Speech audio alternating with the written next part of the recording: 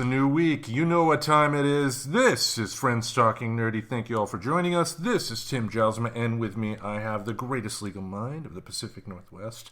I have Professor Aubrey. Hi. Hi. I think this is a good demonstration of how this podcast is going to go. Yeah. With New Year's Eve right around the corner as we record this, it is December 30th. This week on the show, we wanted to have some new stuff out, but this week we're going to be a little looser than we normally are. That's right. Maybe just a glimpse behind the curtain at what is usually such a professionally produced show. I know, totally professional. You know, we get mistaken for NPR all the time. Mm-hmm. You know, I mean, I Well, you are the sexiest voice in podcasting today. I know. Fuck Terry Gross. It's me. Mm-hmm. That's mm-hmm. right. That's right. Mm-hmm. But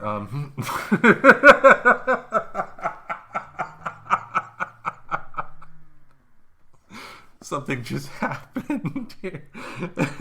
And that's why we left.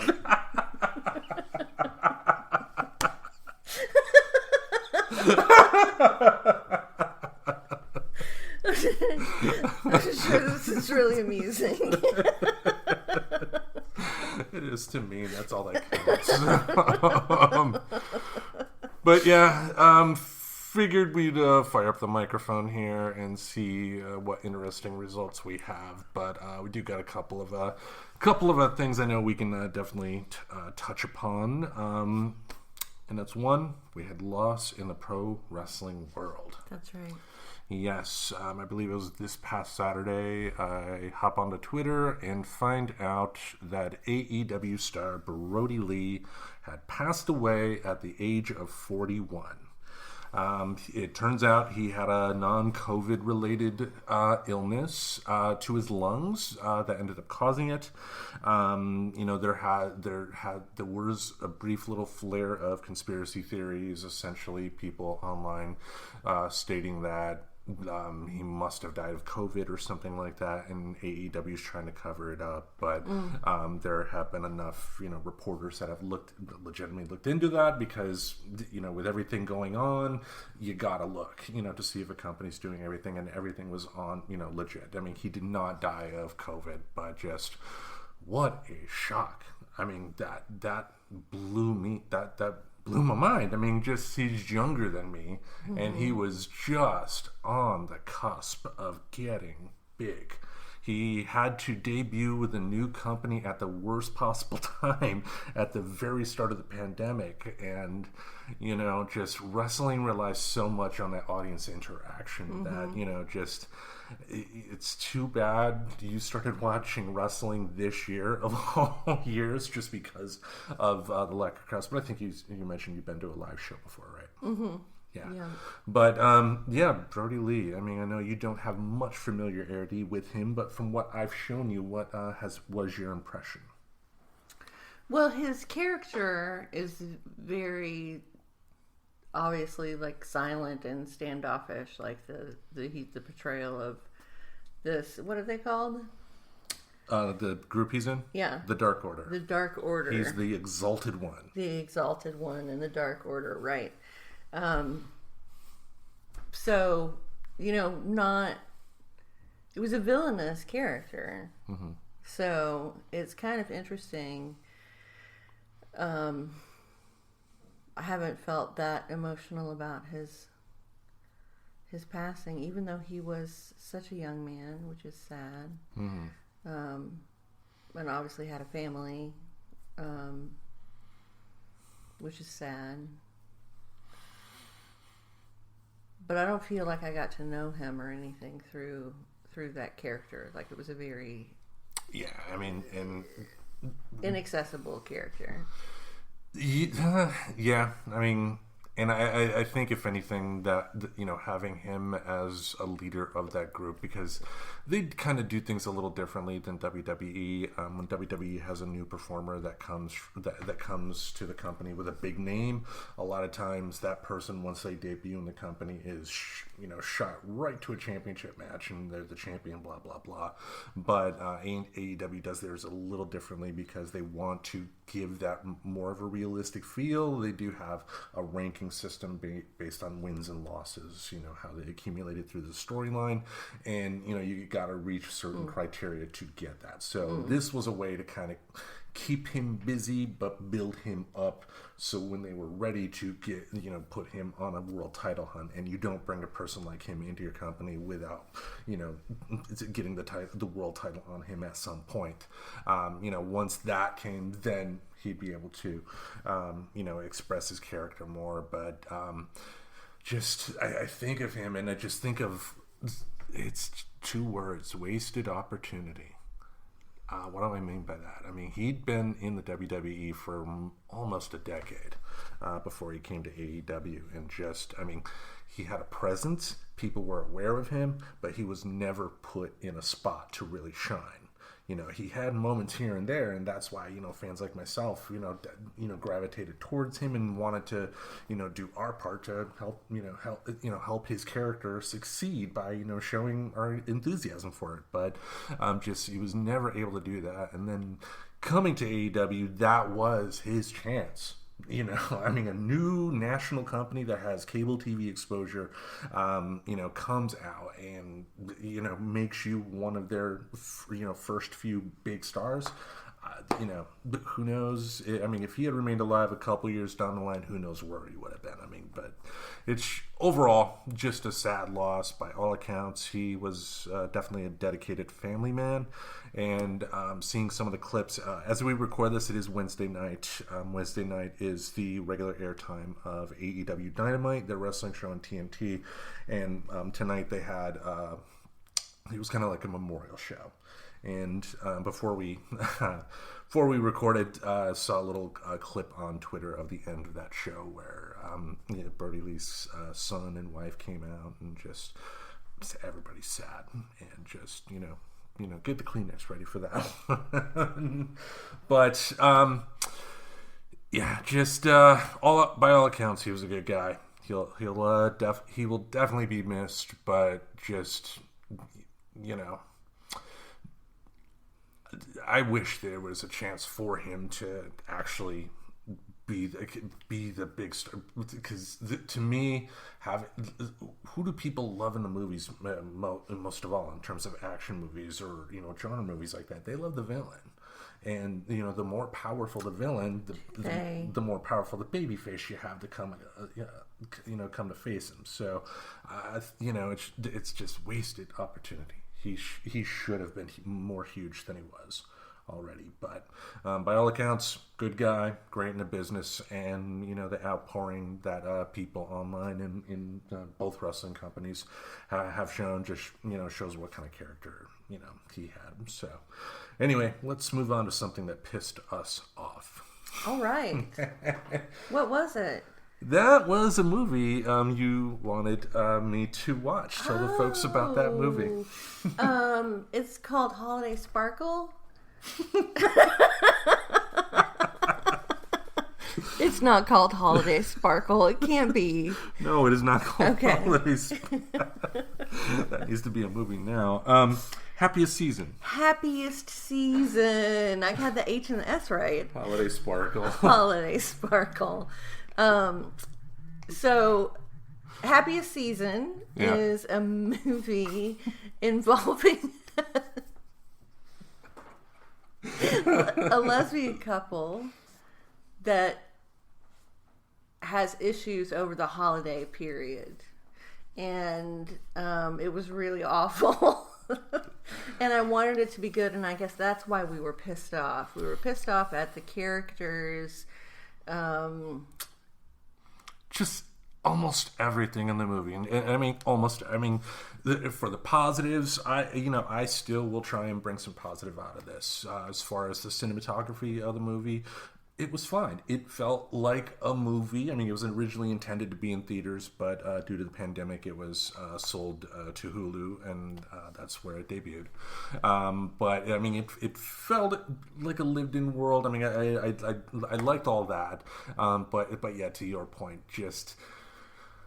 The idea of the movie is that the couple go to one of the couple's parents' house for Christmas, and but you find out that she never told her parents that she was a lesbian. So she just said that her girlfriend is her roommate, and her parents died a long time ago. So blah blah blah, and just from there, quote unquote, the hijinks ensue, and you have just this movie pissed me off because more than anything, there was a story here to be told. I think the basic premise, has meat on the bone for a very positive story. I mean, do you agree or disagree? Well, I think a lot of things about the story would have to change for it to be a positive story, so much so that I don't know you would recognize the story. Well, good, because they didn't do a good job this way. Yeah, so, I mean, the biggest problem I had with the storyline was the, how much of denial of her personhood and who she was that the partner who was visiting the parents of her partner, how much she put up with. And I would just really like to think that today young people, right, so this was a couple in their 20s, mm-hmm. that people in their 20s are still not able to be out and be who they are. That's what made me so angry. Yeah. That we're still telling the same story. Like, the story made sense to me 20 years ago. Yeah. Like, had I seen this movie 20 years ago, I would have been like, oh, wow, that was really great. It really dealt with these issues that are really germane to life today. And it pisses me off that I guess, may be still true. But generally in society, it's if not accepted, it's people are open, like whatever at this point. If for whatever reason they disagree with it, It's like my expectation today is that I will see gay, lesbian, trans, all kinds of different people stand up for themselves. And it was weird to me to see this portrayal of this person who was not standing up for themselves, and it was never like an issue. Like, they never said, like, she had a friend who was like saying, you shouldn't be putting up with this, but then he immediately folds and says, oh no, you should get back together, like, almost immediately. So there's no like I just don't think it would happen that way. Yeah, and just to your point, the Kristen Stewart character is just way too much of a pushover, of having to be told to pretend she's not a couple with someone that, she established in the movie she was, going to, ask for hand in marriage. So she couldn't show affection to someone she cares that deeply for, and then seeing, the person she wanted to marry deny the fact that she was a lesbian in front of her family. And that's another thing too, because I forgot this article here that a review I read on the movie, and that's, the partner mother who tried to deny that she was a lesbian. Her parents, in the story, her father is running for mayor of that town, and apparently they didn't.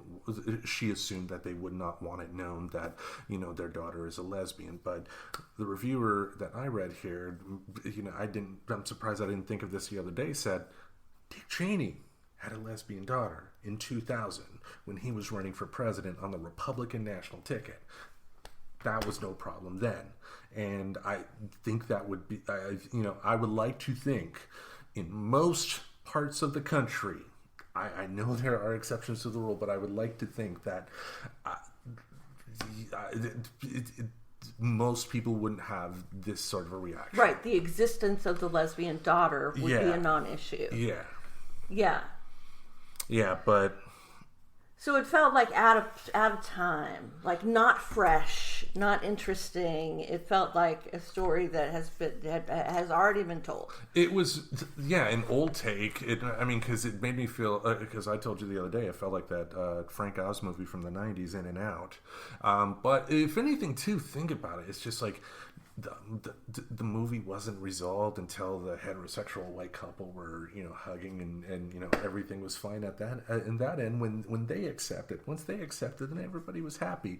And then the Kristen Stewart character, like to your point, she did leave. Said I'm leaving, packed her bags, got in a car, and her friend who drove 1,000 miles, as they said in the story, to come pick her up. Picks her up. They drive off, but then they meet up at a they have to go to a gas station. The girlfriend with the parents finds them, and they make the effort. They try to make the joke of he taught me how to track you, but again, wouldn't that be even more fucking creepier? That to have how would you? I would hope alarm bells would go off in your head if anybody like myself or anybody said that to you. That's just, you don't say that. And then the partner just, I'm sorry, give me a hug. They hugged, and then that was it. Just no trial separation. No, we need to work through this. It's, I love you. Fuck that movie. Yeah, it was this very, very positive take on what was like a really, really negative situation.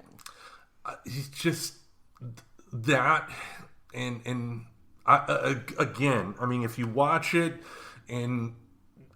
Hopefully you will see what I mean. There is a story here. I can see why this got the interest of people in terms of making it, but what we saw on the screen was not the best take at all in how to present this material. Well, it's very interesting to think about because I don't know who wrote this or directed it or was involved in producing it or anything, so I'm just kind of talking out of my ass. But here's what my ass has to say. Hi, everybody.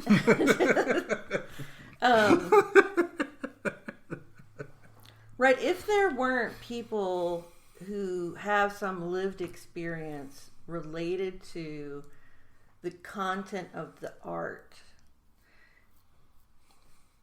does that separation categorically mean that the work is not going to be realistic? Or is it possible for a bunch of straight white dudes at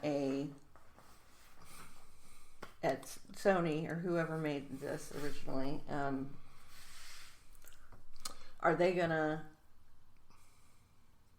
be able to portray reality? There's no easy answer to that, of course. I think by default, if I had a say in how things were run, by default, when it comes to stories like this, by default, I would want the creative minds behind it to have lived that experience somehow. But on the flip side, think of Steven Spielberg in The Color Purple.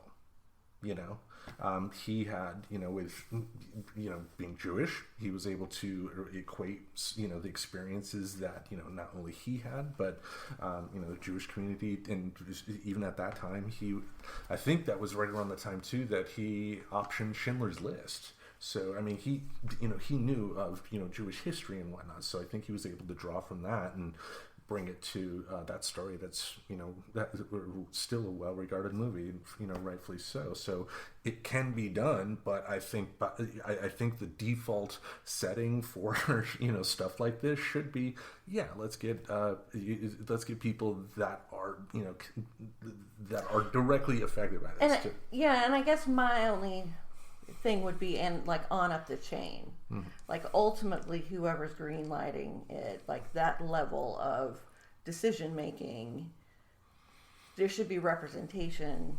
That's the thing about diversity, is you have to have it all the way up to the top of the chain, or it doesn't make any difference to have it at the bottom of the chain. So like in tech companies. Or most companies. When you look at both gender and racial diversity, there are lots of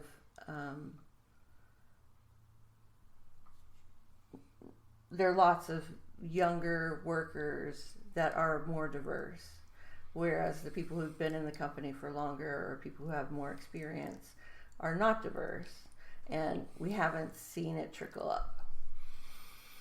Yeah, and until then, it's probably just window dressing, if anything. They can,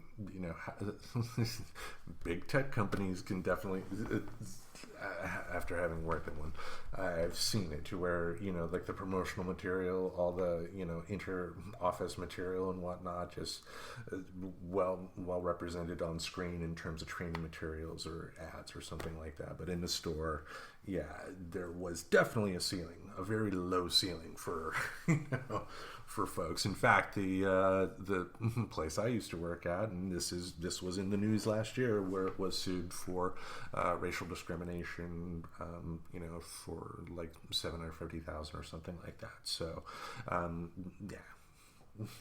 yeah. So I guess that's the kind of feelings that the movie brought up for me. Yeah. So I cannot strongly urge you people enough, do not see this movie. This just, I was angry at the end, just, almost like old man yells at cloud type of angry.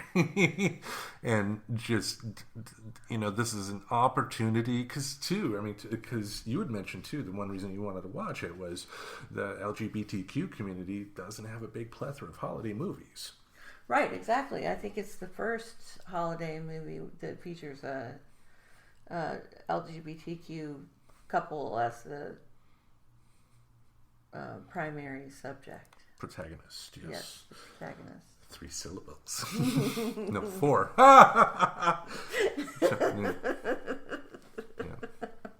Anyway. Well, on from that travesty to another movie that had a debut on Christmas. One I've been eagerly anticipating and really looking forward to, that apparently has had a sharp critical backlash against it, and we'll go into it. But Wonder Woman 1984. Wonder Woman. Yeah, what did you think? I was entertained. I thought it was a little slow, a little long,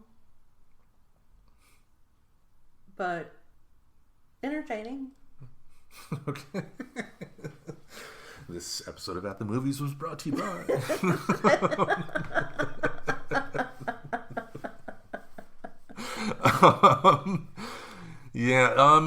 wow. You gotta think of this in two different ways. As a movie for an adult, a 44-year-old male in this case, watching it, it's clunky in a lot of areas. A lot of the story beats don't make sense. And the fact that it was literally a story about, it's a monkey's paw story. They even literally reference, because I said monkey's paw before they said monkey's paw in the actual story. Just people are making wishes and unable to, and the hilarity ensues at that point.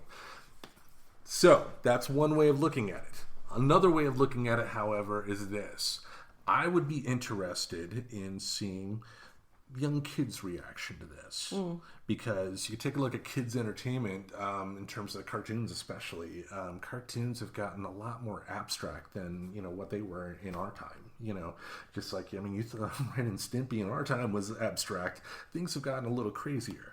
And they're a lot more, I guess, into emotion and story and stuff like that. So I think... I don't know, but I suspect that this may be something that was made directly for the kids, and I think that is a beautiful thing, because what people tend to forget, and what people in Hollywood, especially with Warner Brothers, is that these characters were made for kids. The comic books back in the day were made for 8 to 10 year olds, and this type of story, as told in the movie, was for me a perfect story for an 8 to 10 year old. Splashy things, simple message, love rules, and that type of thing. Yeah, and there were like ponies running around. It had like lots of visual eye candy, particularly for girls, I thought. Yeah, and similar to Aquaman, because I had this kind of, not as bad as Aquaman, but like Aquaman is an entertaining movie, but I love how they were able to distract you from just how bad that movie actually is, and that takes something. Now I don't think Wonder Woman is Aquaman level of bad, and I still enjoyed Aquaman. It's just still a bad movie, but things like the wishing at the end, and maybe it's because of the time we live in, like the whole big finale, essentially doing the Peter Pan turning to the audience and will you wish Tinkerbell alive type of deal, with Wonder Woman giving the speech of everybody, asking everybody to renounce their wish. You see that, and then you watch the news, and that would never fucking happen. Right, it's just not reality. And maybe if I had seen this before all this madness that 2020 has been, maybe I would have had a different reaction. Maybe I would have embraced the overall message, because the overall message is simply that love will rule the day, and that is a positive message. I agree with that message. That's good. I like that. But just after everything you see, and then you see that type of ending where everybody's even the bad guy, Maxwell Lord, suddenly at the very end is suddenly concerned about his kid after not being concerned about his kid whatsoever, and outright loathing the kid's presence. Suddenly he loves him, and just it's I wish they had addressed that more. Because it's campy in a lot of ways, and I got no problem with camp. And it is directed towards a younger audience. I got no problem with that. But I do think I would have sent that script through a couple of additional revisions before I would have done anything, just to make it seem a little.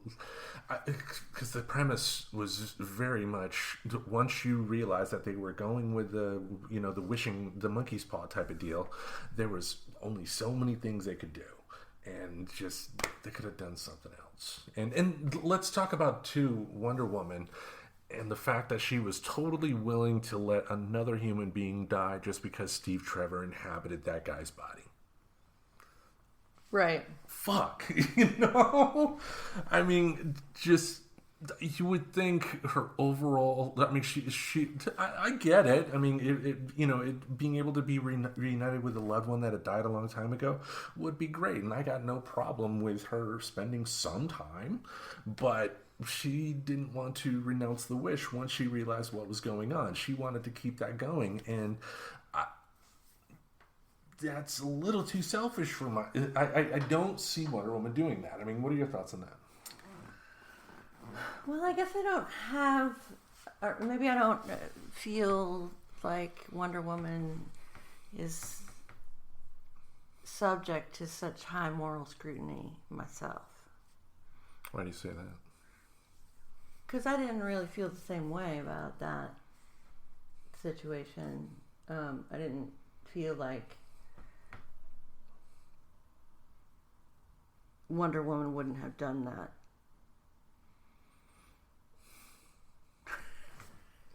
Well, she did.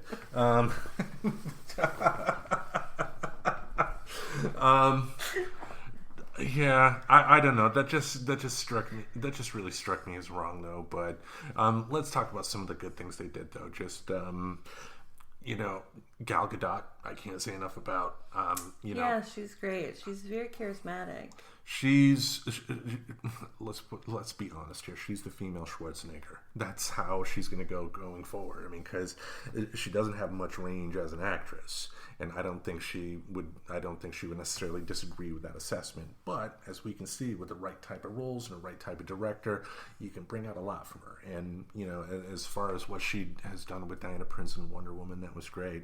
But the big thing that I really enjoyed was the post-credit scene. And why did you love the post-credit scene so much? Post-credit scene, what was the character name? Asteria? Yeah, we finally saw that a character that they mentioned in the movie, Asteria, was the one Amazonian that stayed behind on the land of man to allow the other Amazonians to go to Paradise Island.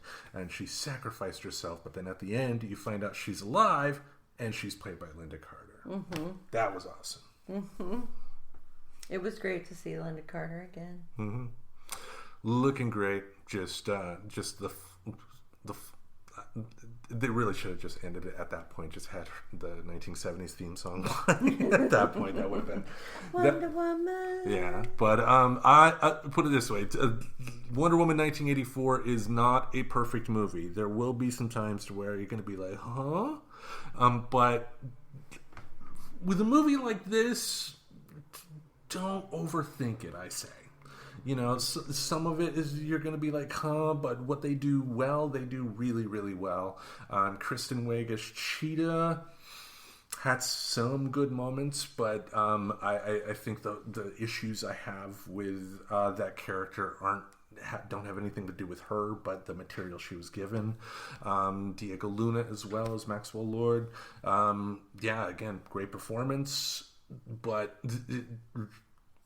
the character did have some issues, and I'm also thinking that probably some of my issues with him are due to the very obvious, he's resembling a certain person that we're going to be rid of here within a month. And just a lot of that baggage from the past 4 years wrapped up in this character. I don't know if I want to see that message yet, especially with the positive stuff at the end. I just want that person to go away.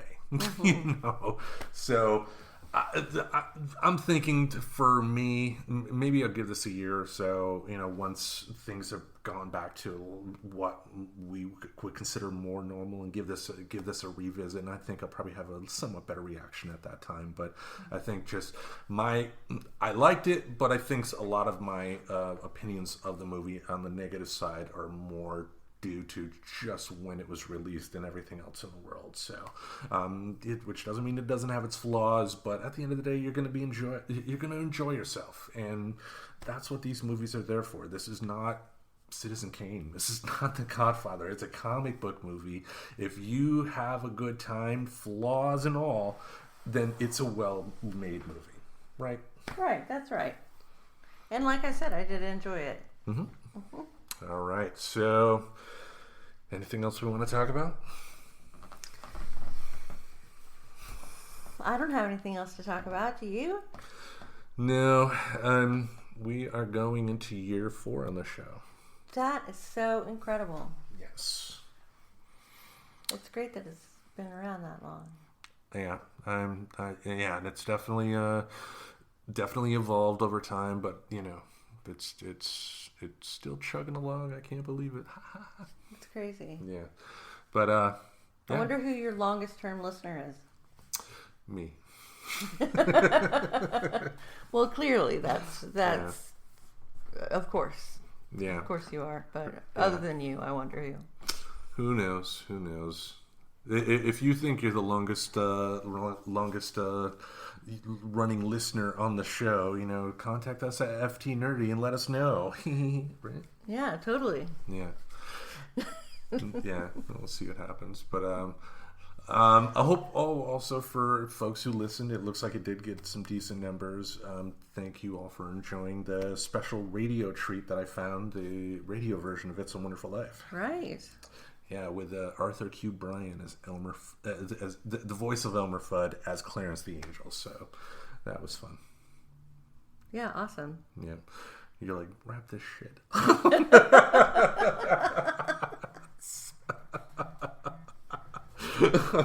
All right. We thank you all for listening this week. And tune in again next week. We will hope to see you soon. And remember, it's such a good feeling to know you're alive. It's such a happy feeling. You're growing inside, and when you wake up ready to say, I think I'll make a snappy new day. It's such a good feeling, a very good feeling. The feeling you know that I'll be back when the day is new. And I'll have more ideas for you. And you'll have things you'll want to talk about. I will too.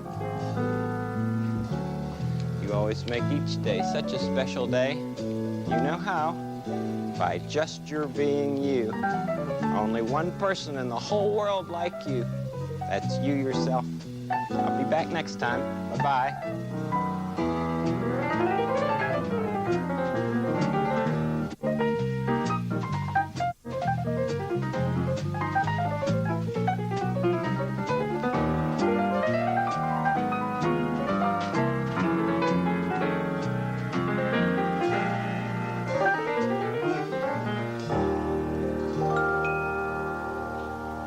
Subscribe to Friends Talking Nerdy on iTunes, the Google Play Music Store, as well as Spotify. Remember to support Friends Talking Nerdy on Patreon.